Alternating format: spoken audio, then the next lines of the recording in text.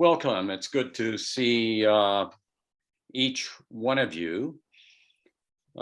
This is a gathering with Vadika Lazar and Dr. Vassiliadis in Greece, who have edited this very large volume on for the unity of the one Church of Christ. And it comes out of the work of the Center for Ecumenism, Missiology, and Environmental Studies in Greece. It's what we would call a doorstopper. I mean, it's a large volume of essays and explores a range of issues around this question of unity. So we want to, Vadika Lazar is going to speak with us about this volume and focus particularly on the essays in it, which are towards the unity of the church.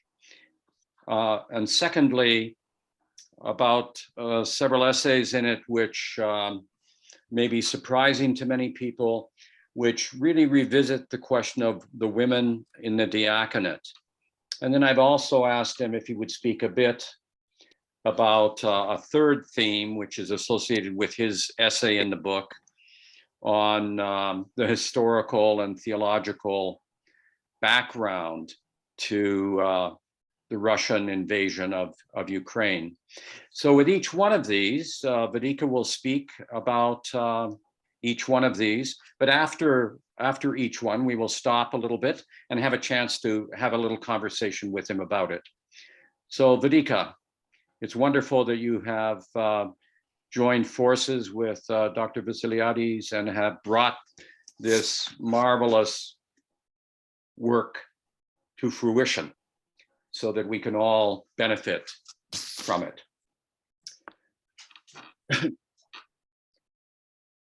So how did you get involved, Vadika, initially? I'm not certain. Dr. Vassiliadis, Petros, and I have some things in common, and somehow we encountered each other. So it was, I won't go into detail because it's controversial in Greece, but we did talk about the metashstva a bit, the aerial toll houses at the beginning. And then I was asked to participate in this one conference about the invasion of Ukraine by Russia. And after that, this book had developed, and it was going, St. Vladimir's couldn't publish it because it dealt with the invasion of Ukraine by Russia. And they couldn't touch that subject. So I said, well, okay, Synapses Press will publish it. So we did, and I was quite gratified to be able to publish it, because the unity of the church in this particular era, perhaps more urgent than at any other time in our history, Christ did say that we all could, so that we all could be one, and the divisions within the church have been so sharp and sometimes mythologized, and sometimes taken to an extreme. We realize there are serious issues between us and Rome, and even more serious issues between us and the sectarian world, the Protestant world. But to just sit there and, as we say, stew in those problems and issues is of no benefit to anyone. Discussing them and trying to work them out and trying to work for a unity is really something that's necessary for us, and I think an obligation as Christian people, that we can try to find our common ground and then try to work out our uncommon ground, the things that are different. And it seems to me that with goodwill, it shouldn't be impossible for us to work out those differences in it. Many of the differences are political, and sometimes we don't realize the history of those political differences, that with the fall of the Western Roman Empire and the invasion by barbarians, the West was left without any kind of political center, without anything to bring it together and hold some kind of civilization together. So that's partly the reason why the Pope took on a kind of a monarchical image. I mean, mind you, it was taken to great excesses and very, very destructive eventually. In the beginning, the Roman Church was all that there was to hold the culture and society and education together in the West in those times. And so the Pope naturally took on a particular role that was actually not acceptable in the East, but at the time it was absolutely necessary in the West because there was no other power structure, there was no other force, there was nothing else to hold it together in the face of all that was going on in the West. So that we have to realize when we're talking about the politics of it, we have to realize at least what the origin of those politics were and not misjudge it. It developed into something negative later, but in the beginning it was very necessary. So when in this book, we're discussing the efforts to make a reunion between the two churches. It's not going to be simple.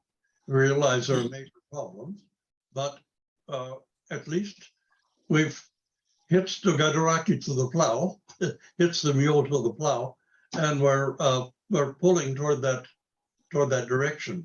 It was a revelation to me in the papers that were presented to find out that there was never an official break between Rome and Constantinople. Individuals were excommunicated, but there was never at the highest level, at the most official level, because the Cardinal Umberto had no authority to place the bull of excommunication on the Holy Table in Constantinople. And so that the fact that there wasn't this official break leads us to want to explore the possibilities of going back in time.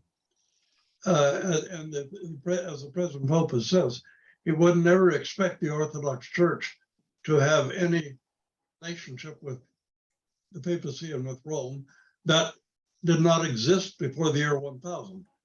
In other words, we want to go back to conciliarity. And that conciliarity is actually being discussed in this tome, in this book that we published. That's an extremely important step because conciliarity is a hallmark of the Orthodox Church. And so we want to restore the relationship of conciliarity with Rome, as well as the other ecclesiastical matters. I notice in some of the theological issues, original sin and limbo and even purgatory have been relegated now to optional beliefs in the West. In other words, it was understood that those ideas or teachings or that theology did not exist when the church was unified at all, but they developed later and largely through, I always say that Augustine of Hippo is the toxin in the well. He was the one who poisoned the waters, but along with Tertullian. So looking at those particular issues, okay, the theological issues have begun to be resolved. And frankly, I'm not too sure that the filioque is all that significant anymore. I understand in the beginning that in the East, they saw the possibility of a heresy developing from the filioque. But that heresy never did develop and hasn't developed and won't develop. So I'm not sure that should be a stumbling block that people are still focusing on. So that's pretty much the thrust of it here. We've looked at the ecumenical patriarchs' friendship, at least, between Rome and Constantinople, between the Latins and the Orthodox. And to restore at least a speaking friendship. I know when I was speaking in Romania one time, I don't remember which town it was. Well, the priest asked me about our relationship with Rome. And I said, well, first of all, we should shake hands with them, but not dance with them. So that was my assessment. But first of all, we have to establish a friendship, a relationship of, and that effort has been going on for some time. And I hope, I certainly know that we've accomplished it, at least on the level of the ecumenical patriarch of Rome and the Pope. That's almost like a personal friendship now. So where we go from that, we've discussed in this book also, the efforts to establish a friendship, a handshake. Now we have to go on to pursue how we can dance together again. So that's kind of the first idea and thrust of this volume. And I think Professor Vassiliados has been very active in this whole process, trying to see that it's facilitated on the level beneath the Vatican and the Phanar. We have to establish these personal relationships with other professors and teachers and officials, and in order to have a logical and reasonable discussion and put aside some of our fanaticisms, put aside some of our mythologies about the divisions, and focus on the real issue, the real problems. I've always, David, I've said before we could really enter into a real discussion with Rome, we want to see them restore married priest. Married priest is one of the most, to me, it's one of the most central figures. Because I don't at all countenance having an unmarried priest in a parish. I never had when I had a diocese. And I say, well, if you're in a monastery and you go to serve a parish and go home to your monastery because the parish doesn't have an option, that's okay. But for an unmarried priest living outside of a monastery and serving parishes, no, absolutely not. And I would like to see that come to an end. It can't be it's not a dogma in the West because Eastern Rite Catholic priests have to be married. In the East, they wouldn't tolerate unmarried priests serving in the parish. They wouldn't even hear of it. So the Eastern Rite Catholic priests have to be married. And that's one of the issues that I see. Something is necessary. On a moral basis and all, we have to try to work out those things that could be seen as generating moral issues. But anyway, this is fairly well covered in this book, I think. Those are my thoughts on it. Could I just ask you to say a few words about conciliarity? What is really meant by that? Well, it's first place is nobody has a monarchical rank in the church, and the bishops have to meet together to make decisions.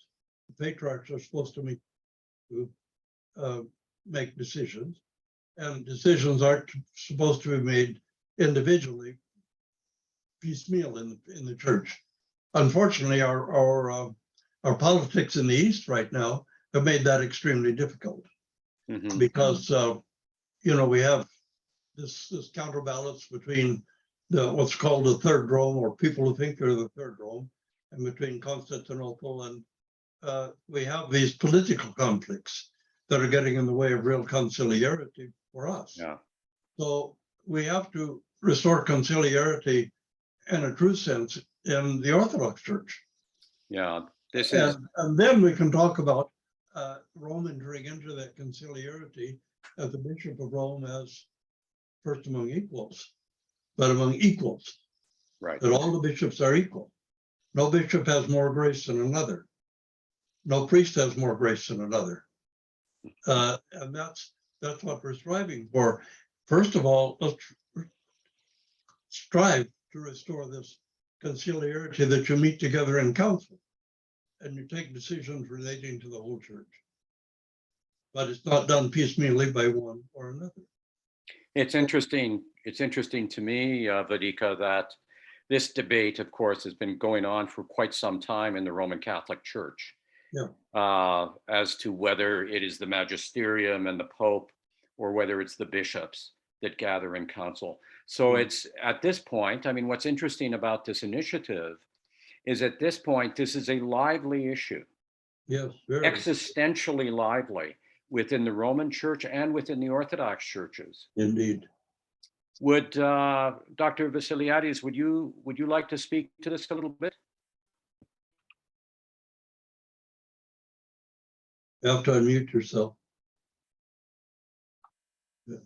Elsa, you have to unmute yourself first.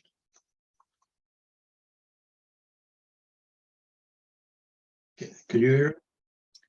We still can't hear you, Dr. Vassiliadis. If you can unmute. Does the host have to unmute him? If the host has to unmute him, then it works both ways, Vadika. So now, try now. Okay. I think we can hear you now.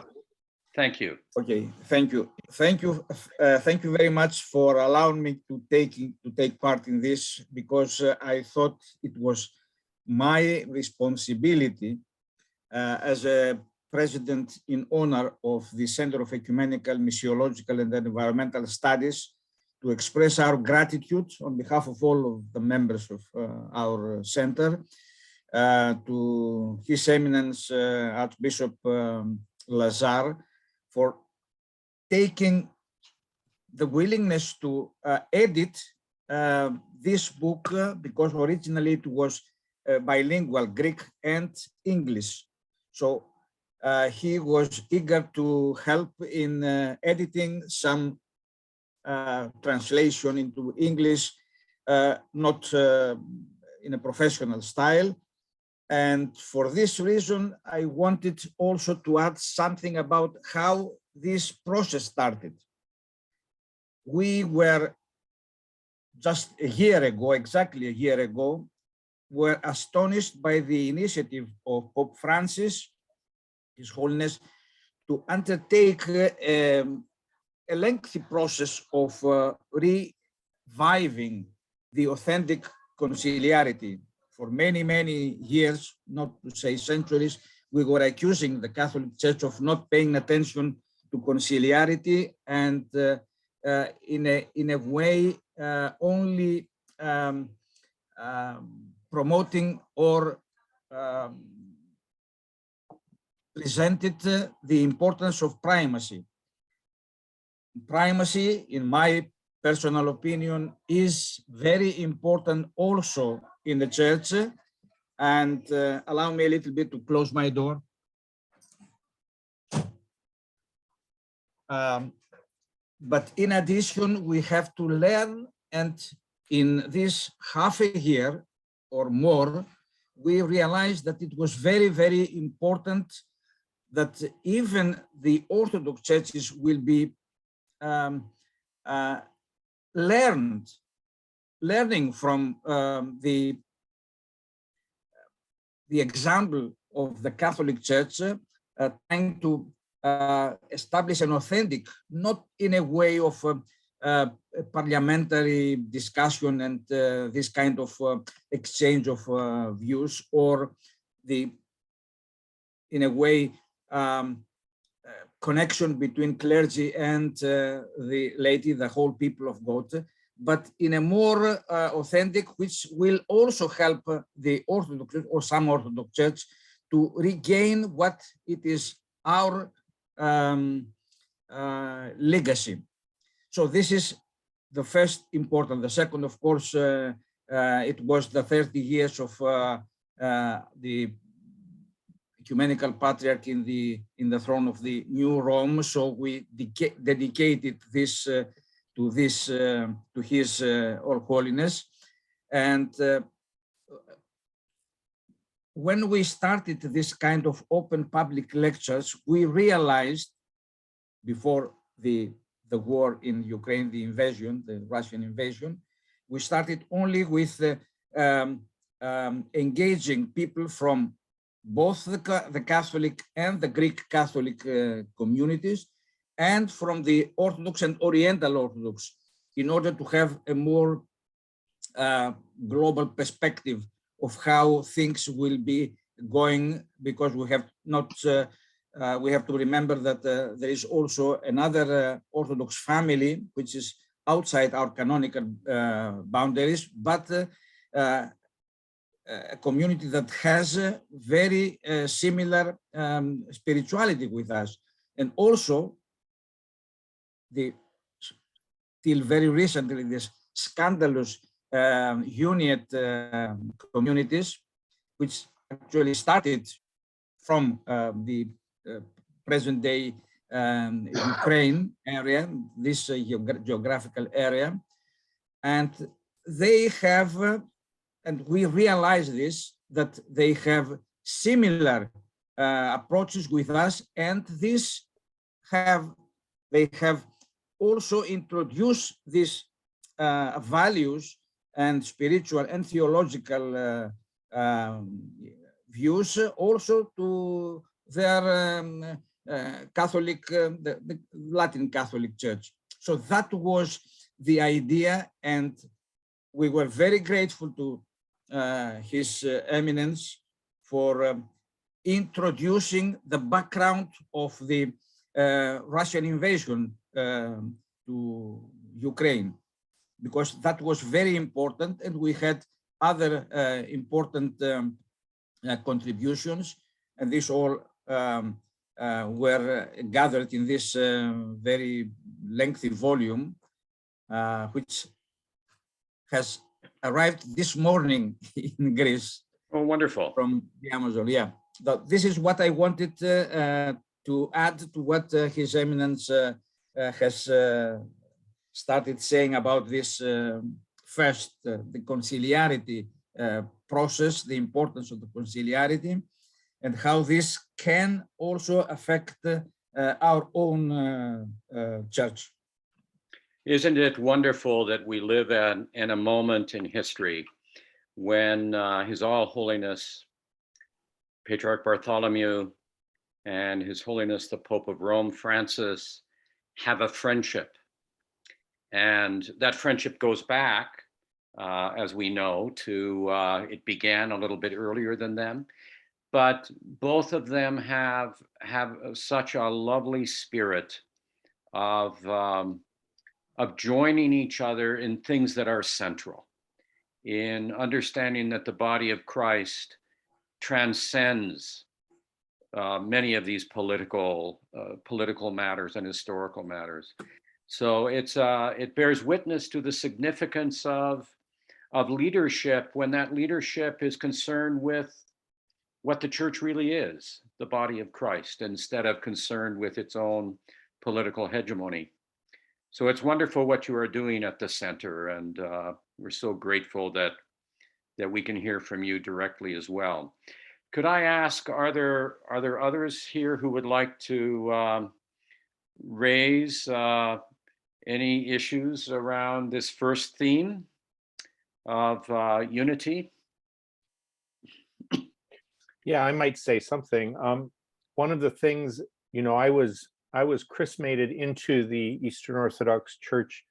A lot of that had to do with my the healthier theology that I received at the feet of Archbishop Lazar, with the therapeutic nature of the liturgy, with the treasury of good things I find in the fathers. But what I ran into very quickly was were statements like the one true church, and I could see an anti-ecumenism around that where we couldn't even regard those outside our church as the church or as brothers and sisters in Christ, and it that the more fundamentalist wings on this in our churches are also tend to be the loudest and most aggressive. And I thought, well, the one church, true church, two of them came to my door the other day trying to get me to come to their Kingdom Hall, and I thought, is this what we're reduced to? Where, and so I think these moves are very, very important. Another example of that would have been, hearing that my great uncle, who was tortured for his faith as a Baptist minister in Czechoslovakia, was a second-class Christian, but the priests who were serving the KGB at the time were not. We've got to get past that stuff, and this is a very hopeful shift. And I agree that I see it. Usually these things can't happen from the top down, but when the patriarch and the Pope are friends, and not just friends, but they have co-labored in issues like the environment, then we can take their example and form these friendships on the ground. My own experience of that had been that while I was hearing these other kind of very exclusive language back in the day, Vladika arranged conferences at the monastery where he brought together people from my tradition at the time and from the Orthodox Church, and we would have conciliatory conversations in public and a meal together. And I remember people weeping over that, like, this is how it should be. This is how it should be. So I had almost given up hope, but here we are. And so I'm grateful for the conference. I'm grateful for the book. I'm grateful for the direction this is taking, and the kind of language I'm hearing today is very heartening. Thank you. Lovely.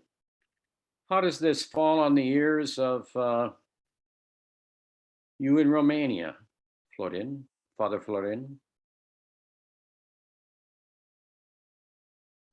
We can't hear you. You're muted. Oh. Oh, okay. We can hear you now. Good evening, everybody. I'm glad to see you, Professor Vassiliadis. We've met at a few conferences in Thessaloniki, where I studied, and of course in Romania. I'm glad that after so many years I see Vladika Lazar Puhalo, bless us, Your Eminence, and with all the guests. Yeah, a very sensitive topic, this issue of unity. It was not easy before. If we remember the discussions after Crete in 2016, but now the things are even worse after the invasion of Ukraine by Russia. So very, very sensitive topics, and from my point of view, without solution. Unfortunately, we are left without solution because the international situation, politically and religiously, doesn't offer too much hope to the Orthodox Church first to be to function like a unified body, and then to go to the next step and to find something which could could at least seem to be what was the first millennium, the Christian millennium. So the discussions are interesting, but I cannot really see a very bright future for this sensitive and existential issue of the unity of Christ's body. Yeah, I'm pessimistic, sorry. The first steps, the initial steps, and where, one of the gifts of the ecumenical movement has been that people meet each other. And certainly one of the great gifts that we have in our contemporary world is that we are facing crises that are far greater than sectarian or ideological preoccupations or national political preoccupations. And this forces us to think twice.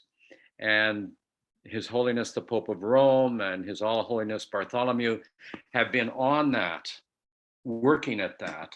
So I appreciate Father Florin, the gravity from which you see these matters, and no doubt it is grave. But I think of that great Swiss Protestant Karl Barth, who talked about crisis theology, and how in a crisis, you know, the meaning of the word itself, there is openings, there is possible openings.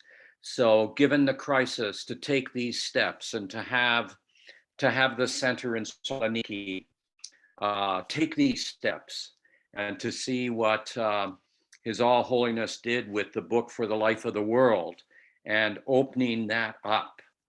At least this is as good as it's been in the Orthodox Church for a long time. So despite the darkness, I rejoice in the fact that these initiatives are underway. So Vedika, one of the other themes in the book that you talked with me about that you were quite struck by, it brought us back in our own personal memory to when we were in Romania with Florin, and we were in the north at the largest women's monastery in the world. And I remember as we were standing there, I think it was at the Vesper service, that I heard the clinking of the censer, the censing behind the iconostas, which was completely covered. Obviously, there was censing around the holy table.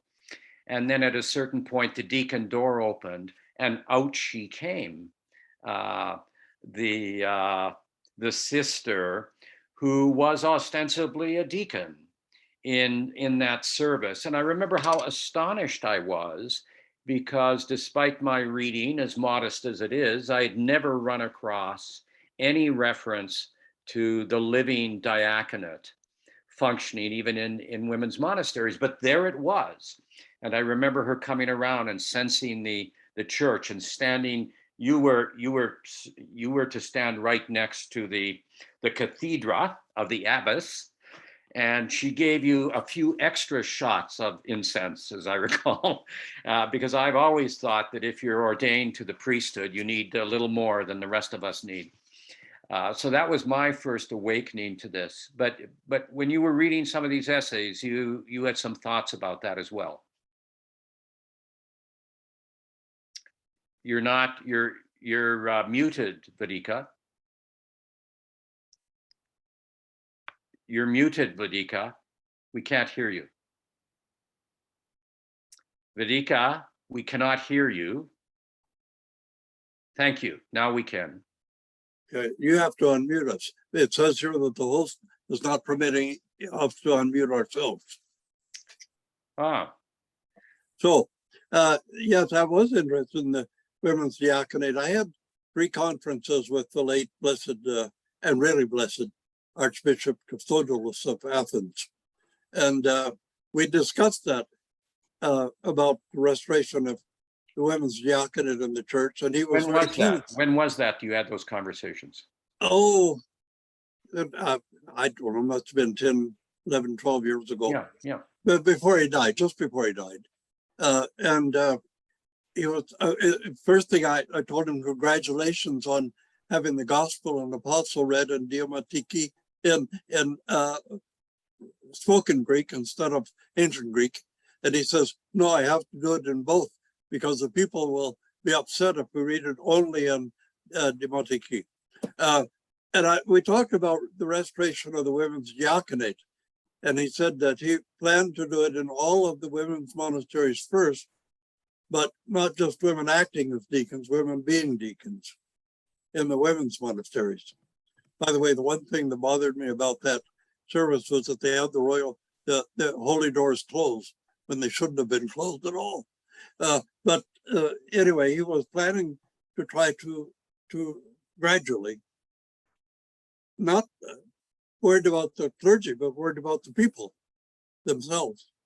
You know, that you wanted to restore women's diaconates there, but Alexandria was free to go ahead that carry that out because they didn't have such a ancient traditionalist Orthodox presence as they do in Greece.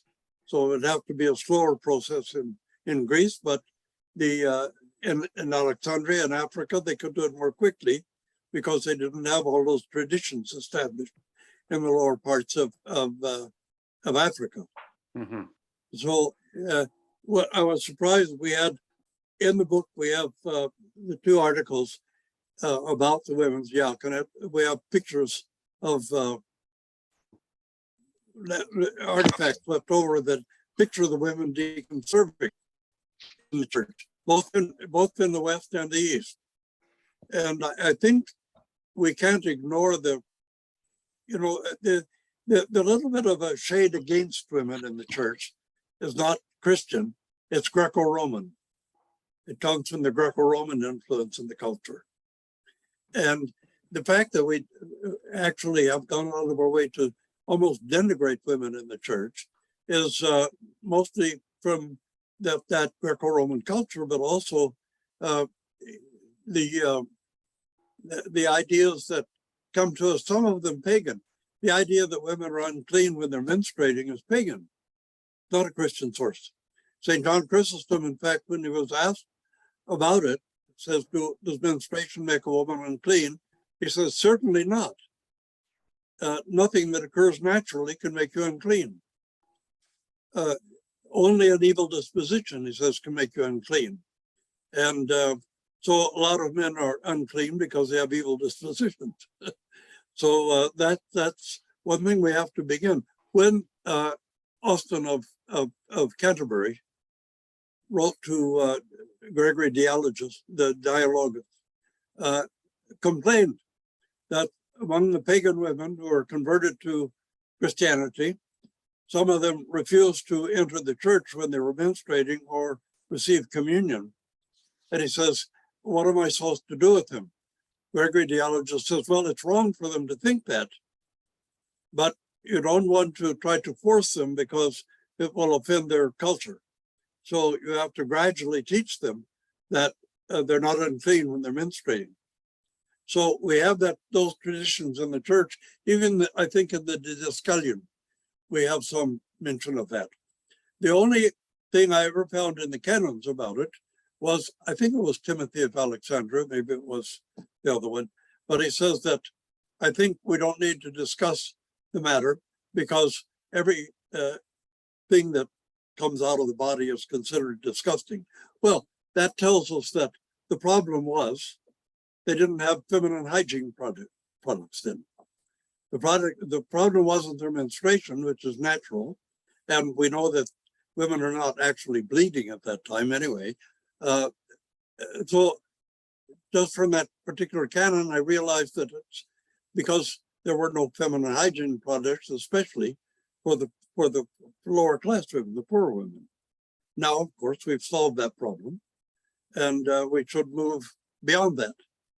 And it's we can't continue to ignore women, and we can't continue to ignore women's place in the church, because we're past that time when we can do that.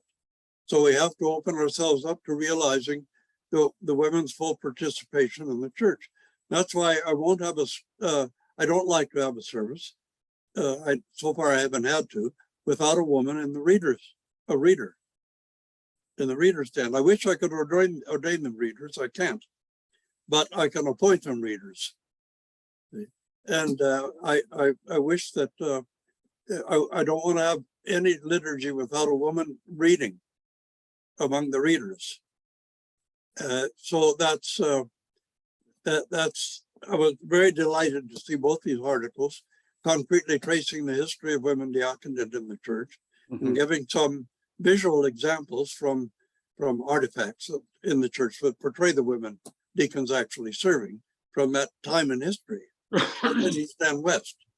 So I'm looking forward to some time when we can stop our misogyny, our hatred of women, or disgust of women, and start to realize that women are intelligent, brilliant human beings. And, the exclusion of women in societies has probably deprived humanity of half of its creative gifts and abilities over the years. And, you know, in these 20th, 21st century, we've seen so many brilliant women contributing so much in our society. And we've had women prime ministers in the Commonwealth anyway. And they proved to be as effective as anyone. Margaret Thatcher proved that women could be as tough as any man, and sometimes as mean as any man. But that's a possibility we have to look at. Even Serbia's had a female prime minister, and so that is, you know, Serbia is the Holy Land, of course. But that's the road we need to continue. To a part of the unity of the church is going to consist in bringing the women in as equal human beings, as equal souls, as equal image and likeness of God, and stop trying to treat women the way Muslims do. But That's in Pakistan, a Muslim country, they had a woman prime minister too. yes, and And there have been several women prime ministers in other Muslim countries too. Yeah, So yeah, this is yeah. an issue that plays in all cultures and Yeah. plays badly. Well, it comes from the culture, not the religion. Yeah. That's the whole point. Is it's not in our religion to do that. It's in the Greco-Roman culture. It's come to. By the way, the president of Pakistan was one of the most beautiful women in the world too. At the same Well, I time. knew that you would notice that, but But, I have one little. I think this is very lovely that this is being brought forward and discussed, and I hope there's movement on it sooner rather than later. I have one little probing matter about it. It seems to me also that there is a great need within at least the bit of the Orthodox Church that I'm familiar with to also become much more alert to the gifts of the laity. After all lay people are priests.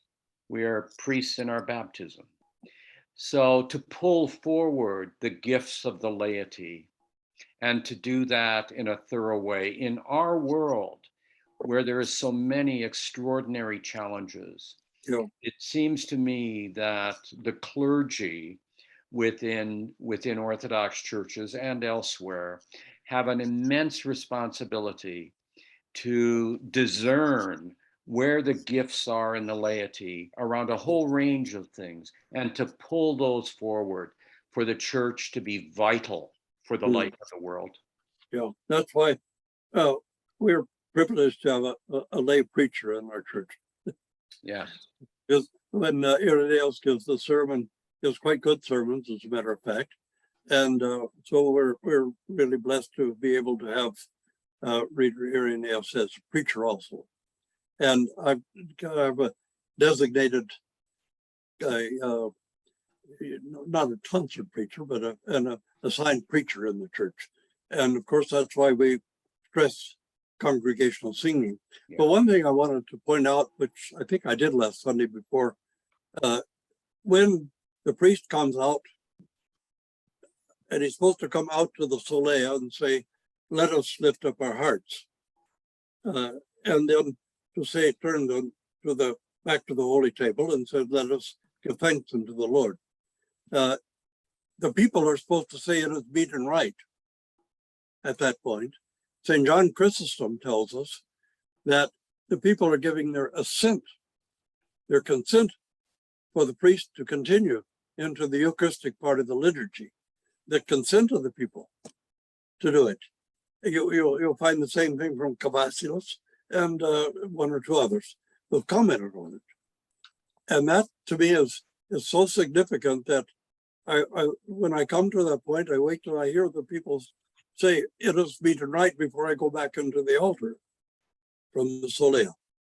See, hyperclericalism is a disease in the church, and we have to overcome it somehow. But we have to realize that we're serving, come celebrating with the people. Yeah. We're not up there performing for the people. We don't perform the liturgy. We pray the liturgy, and we pray the liturgy together with the entire royal priesthood in the church. And without that, we're just actors on a stage, or as they would say in Greek, hypocrites. Hypocrites. Yeah. That's the thing. When we should never close the holy doors after we open them. You open the holy doors and say, the gates of paradise are reopened through Jesus Christ, slam. And then for the rest of the liturgy, open, close, and we look like a Bavarian cuckoo clock in there. Deacon pops out of the door, assistant stuff pops in the door. We open the door, pop out, pop in, slam the doors like cuckoo, cuckoo. And that's not right. That's one of the weaknesses in the church today, is that we're overcoming it, mind you, we're overcoming it on a broader scale, that part. Mm-hmm. But you know, I remember when I served at the seminary. I was founded the Serbian seminary, but when I served there once, I was reading the prayers aloud, and one of the priests went to a metropolitan and he says, "Oh, Father Lazar's sinning. He's blaspheming. He's reading the secret prayers out loud, and the people aren't ever supposed to hear those prayers." And the metropolitan said, "Oh, give me a break. Anybody can go to an ecclesiastica and buy a service book and read the prayers for himself." It's but the prayers are there. You know, the exclamation at the end of the litanies is not the end of the litany, it's the end of the prayer that's said after the litany. It's the last paragraph of the prayer itself. And so it's necessary for the people to know what we're praying and what their prayer is teaching you. It's like someone asked once a priest, well, Metropolitan Anthony never said in his book what we were redeemed, what we were ransomed from. So what are we ransomed from? And ask him, how many years have you served the liturgy of St. Basil the Great and read the great Eucharistic prayer, and you still don't know the answer? Because St. Basil the Great says it directly in the great Eucharistic prayer. We're ransomed from death. We're ransomed from the grave. And, you know, so it's necessary to really bring forth from the people their gifts and the contributions. And really, when you have a gifted preacher like Irenaeus, you want him to preach. Yeah. Get away with it, I'd let his wife preach, because she's also a very good preacher. So, Dr. Vassiliadis, would you like to comment on this a bit? First of all, I would like to thank you for bringing this diaconal aspect of our church in this discussion, and allow me also to underline the initiative of Vladika Lazar, who brought in the early chapters the deaconesses issue. And taking from this initiative the opportunity to explain that our center has for many years, how can I say, presented the issue of deaconesses in Orthodox theology. That was 5 years ago, 6 years ago, which was also translated by a secular publisher also into English. 2 years ago, we had another symposium, and the result, the proceeding of this was on Christian women in the Holy Table, studies for the restoration of the order of deaconesses. This is extremely important because we have also initiated something that not anyone knows, but it is very important. A bishop does not have any obligation. He is free to take the initiative to ordain, according to the Orthodox tradition, to ordain deaconesses. And by ordination, we mean ordination and not hierothesia, laying on of hands. And last year, we took the initiative to approach our own bishop, the Bishop Metropolitan of Thessaloniki. And he gave his consent that he will take this and follow the example of Saint Nectarius, the bishop who first ordained a woman, who became then the abbess in the monastery in Aegina. Now, of course, at that period, it was a very, very strong reaction by the so-called fundamentalists. And he tried to explain to the archbishop that it was not an ordination, but it was something like a laying on of hands. Today is not, it's easier, and we had important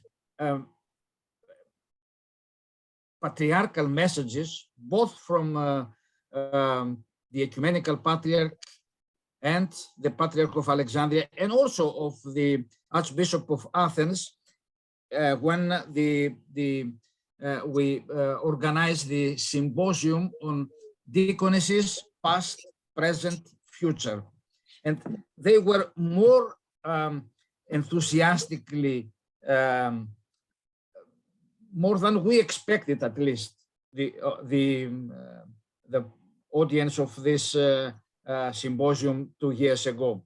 So it is, I think, the time ripe that we start explaining to the bishops that, and let me also add a biblical comment, because you mentioned the importance of the ordination of all the baptized, which is actually something which comes from the Bible. The Bible, or the priesthood is only the way of the priesthood of all believers, or the archbishop, the priesthood of God, of Jesus Christ himself, the megas hierarchs, the high priest.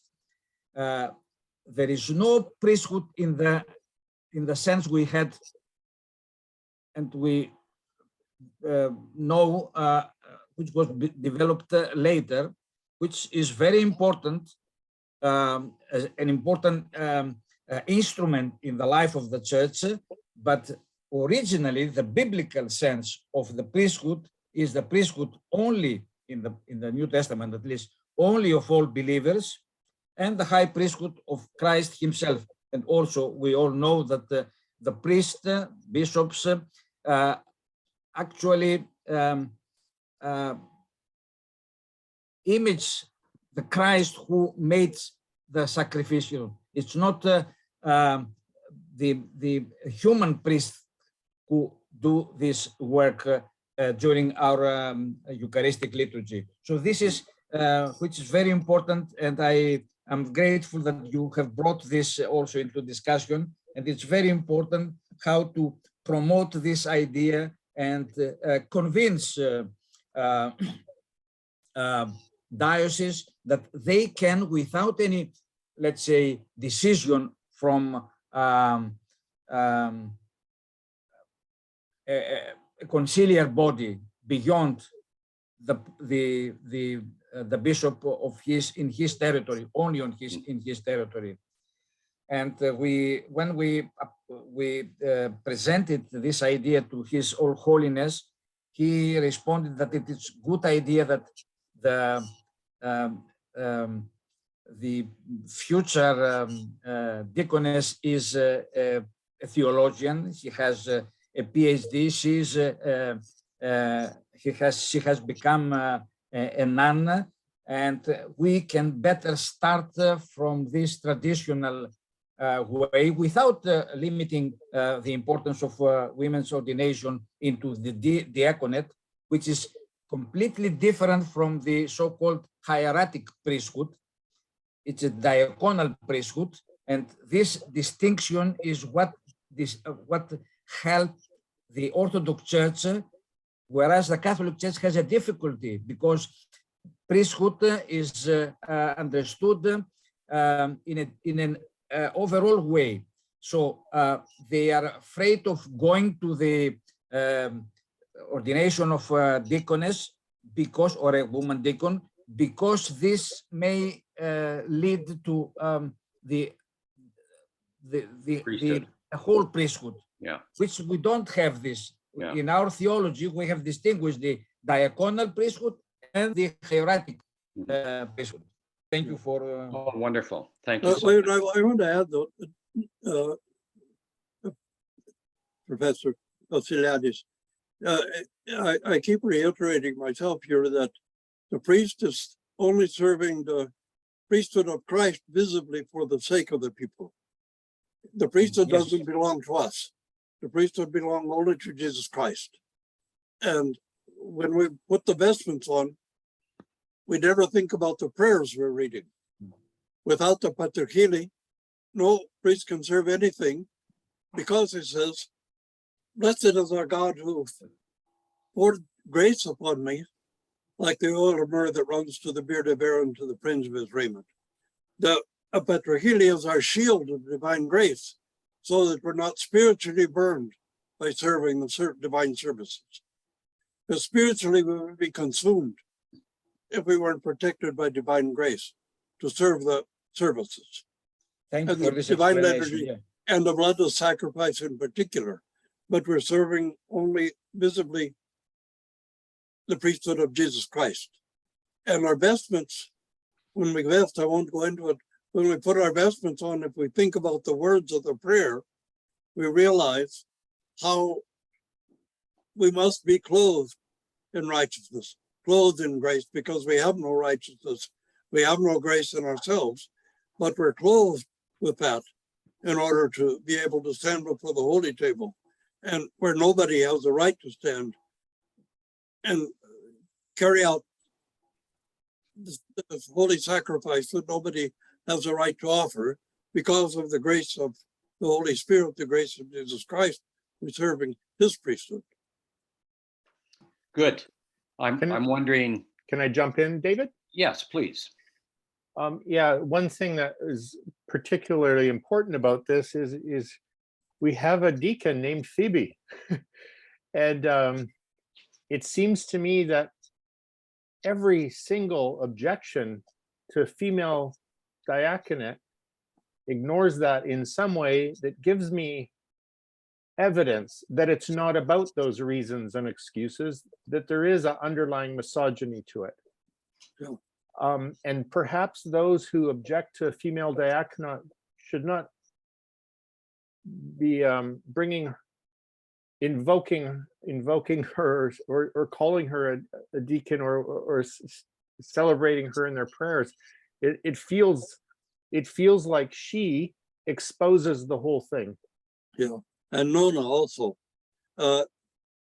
Professor Vassiliadis, I don't refer there, but is it not true that Nona, the mother of St. Gregory, died before the Holy Table, in front of the Holy Table?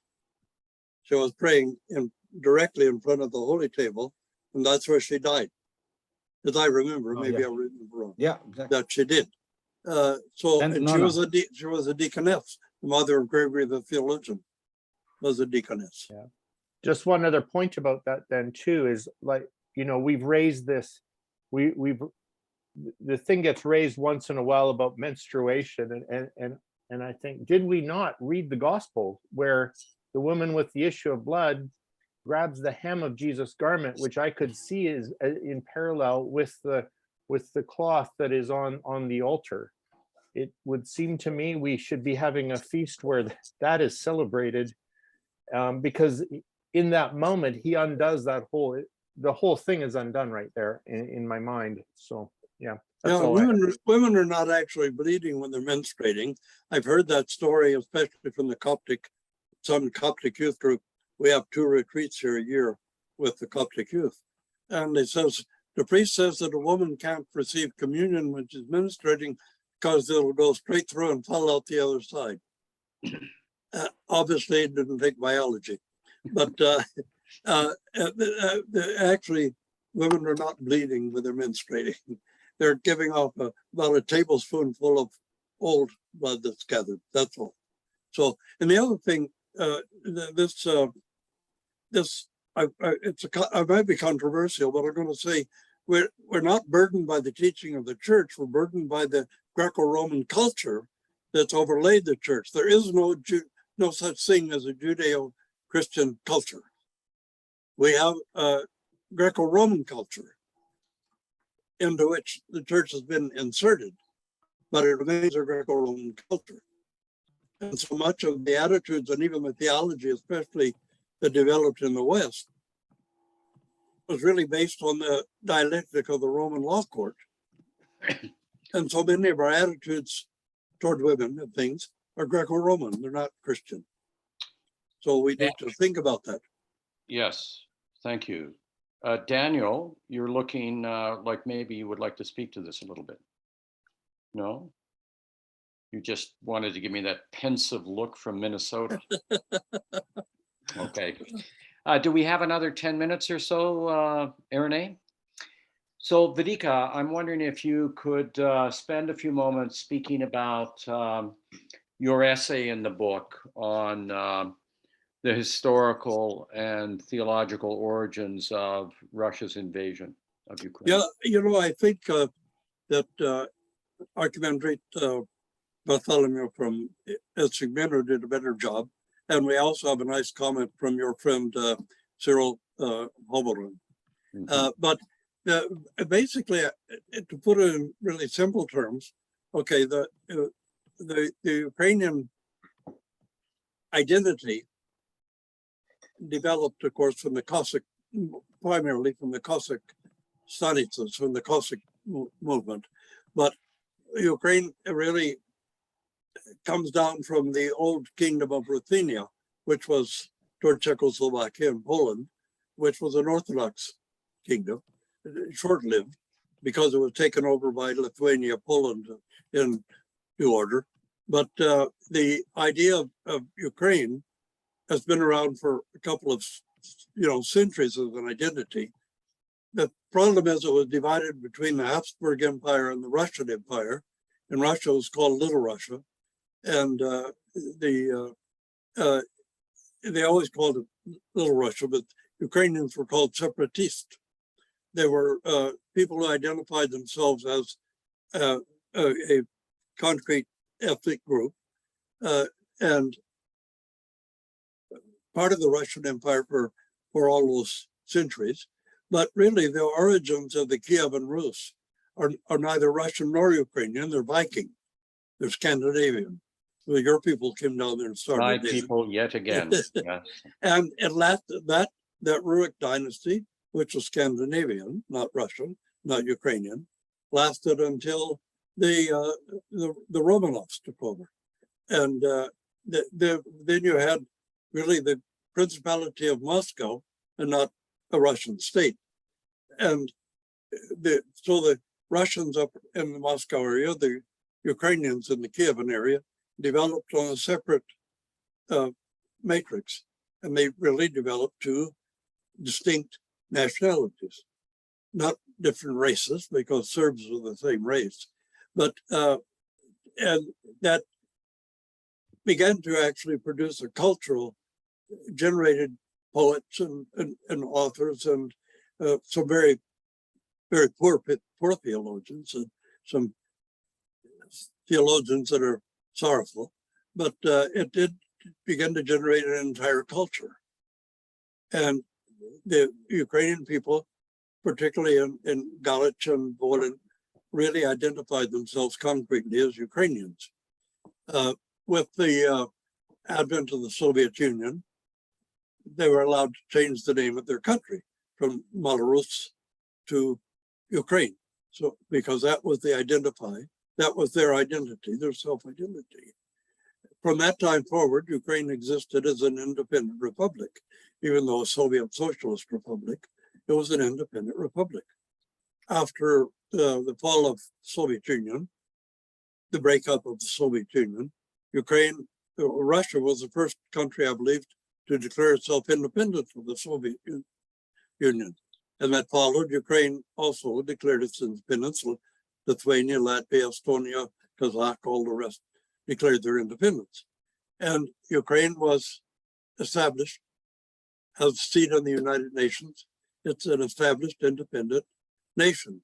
So the history, in a way, is only peripheral. The fact is that it is internationally recognized independent republic with its own government, culture, and language and system, and recognized by the United Nations. So what Russia has done is to invade an independent, established, recognized republic to try to rebuild.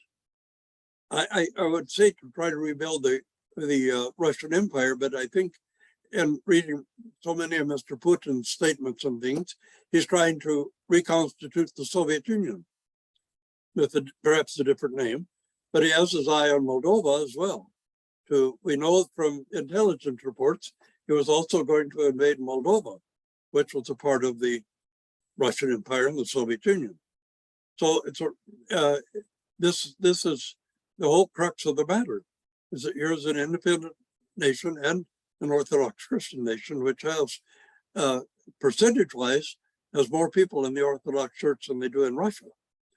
And Russia is not even the majority population in the Russian Federation.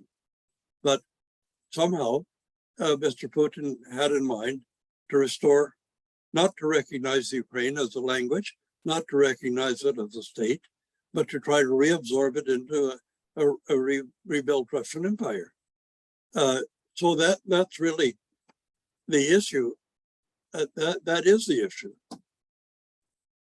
And of course, Patriarch Kirill was probably partly irritated by the fact that the Ukrainian autocephalous church or autonomous church was recognized by His All Holiness and given its proper status.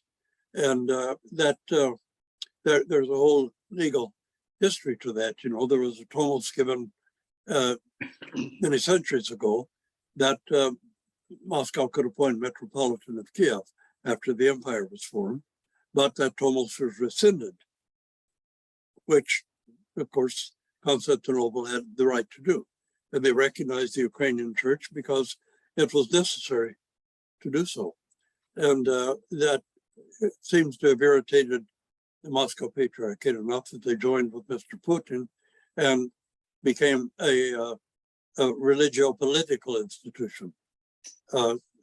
Sort of like under the communists, you know, they depended on the state for their existence and cooperation with the state. But for whatever reason now, we have a religious nationalism that's crosses the boundaries of anything that's proper. So that's the view that we've expressed in here. And I think, as I say, Archimandrite Bartholomew did it more completely. And so it's a serious problem. We had to take it up because it forms a division and a break in our conciliarity. It forms a break in the unity of the church, and it serves to divide the church. You know, there's certain problems with it. I wish that the Patriarch had consecrated those bishops publicly, or at least one or three of them, so they could consecrate the rest and nobody could complain that they didn't have a proper consecration. I mean, as far as we're concerned, they did, but it would have been better if they'd done this publicly, so that would take that particular complaint away. But anyway, the fact that Moscow also has intentions toward Moldova, and that could get to be, it's already a major international crisis, but it could become much more intense For instance, that China is going to use the Russian invasion of Ukraine as another justification for invading Taiwan. So this is a very, very big issue politically as well as spiritually. And what is done spiritually is to really set one Orthodox church against another, because both of them are responding in a nationalistic way. Both the Ukrainian and the Russian church are responding in a nationalistic way, almost as bad as the evangelical church in America is, ceasing to be Christian because it's become a political lobby and no longer a Christian church proclaiming the gospel. So we worry about Ukrainian and Russian churches entering into this political division as well. And that's why we took up the issue in this book. It has to do with our conciliarity, with the unity of the Orthodox Church. Any queries or comments about this last matter? I mean, I must admit, as I have watched this unfold, I have just shaken my head as to how Patriarch Kirill, who participates in the Divine Liturgy, how in the world you can come to justify. I mean, I say this and I mean, I know the answers to it, I guess, but it's such a sorrowful thing to see when this happens, and it seems to give warrant to that old comment that, alas, alas, sometimes the devil nests in the church. Yeah, well, if you're going to, we have a saying, if you're going to dine with the devil, you need a very long fork. But there's a difference between performing the liturgy and praying the liturgy. Yeah. Serving the liturgy and actually praying the liturgy. Too many times we find this idea that we perform the divine liturgy and the people stand there and watch. They're supposed to pray and obey and shut up. But there's a lot of reaction within Russia against this involvement of the Patriarch and against Mr. Putin's invasion. You can, of course, get 3 years in prison if you call it a war or an invasion in Russia. And some people have taken that risk, but it just shows how shallowly we can enter into the divine liturgy. Yeah. And never pay attention to the words, never pay attention to the theology of the liturgy, and never pay attention to what it actually means in the liturgy. I mean, read the liturgy just as literature sometime. And then we see that instead of seeing the image and likeness of God in others, we see our enemy. Well, we hate most in others what we fear most in ourselves. Yeah. And that's one thing that I mean, some of the red herrings that were drawn into that, like, oh, they might have a gay pride parade in Kiev, so they have to invade Kiev and kill millions of Ukrainians and torture people to death and rape women and destroy the infrastructure because that's insanity. Yeah. Well, it's not the faith at all, but it appears to completely discredit the faith when the Patriarch of Moscow it marries into this the way that American Christian nationalism had. So when Jesus Christ says we weigh these things by their fruit, if you see bad fruit, then there's a tendency to say, well, then there must be a bad root. And if you associate the bad root with the faith, then people are done. I mean, and so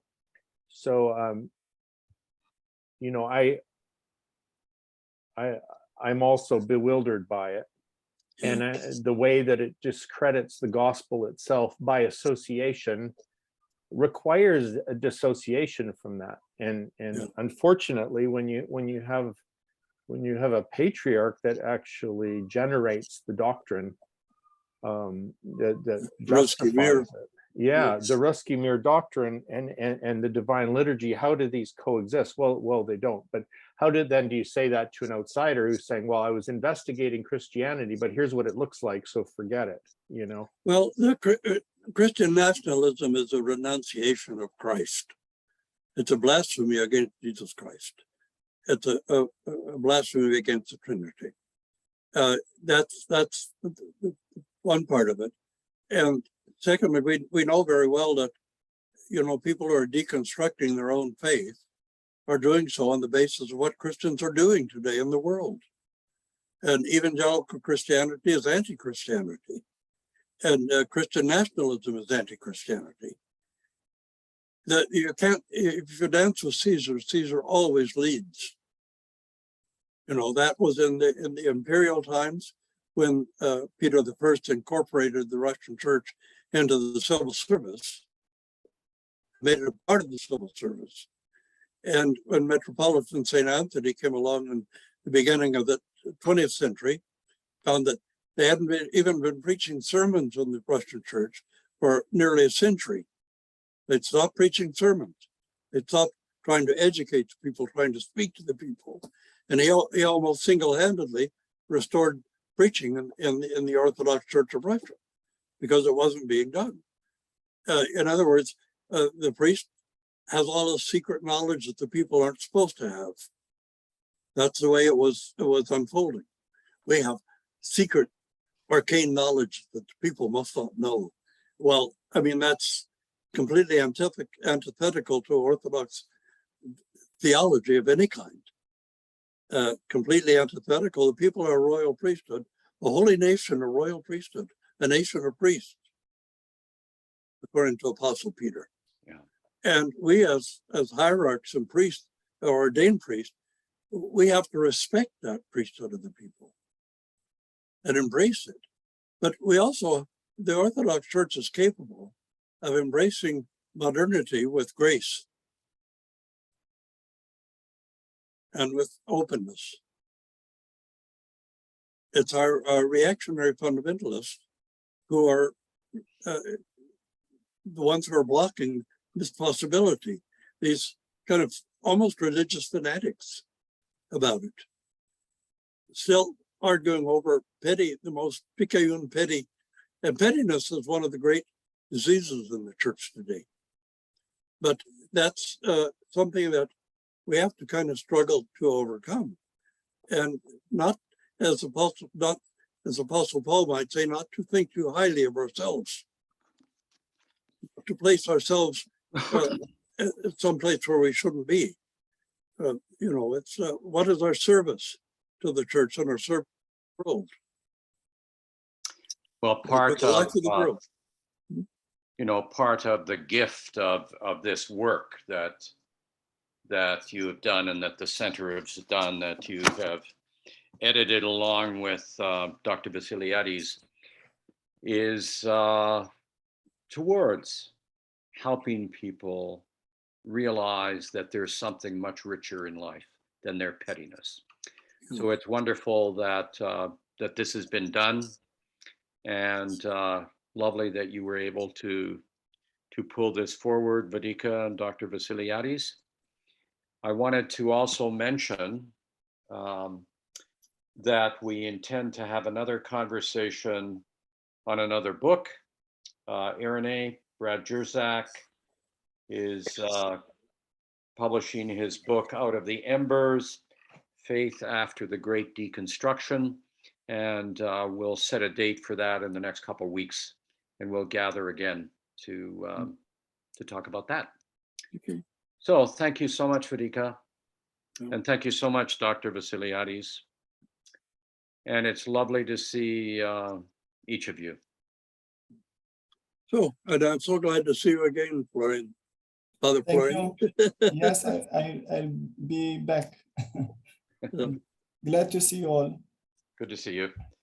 Thank you.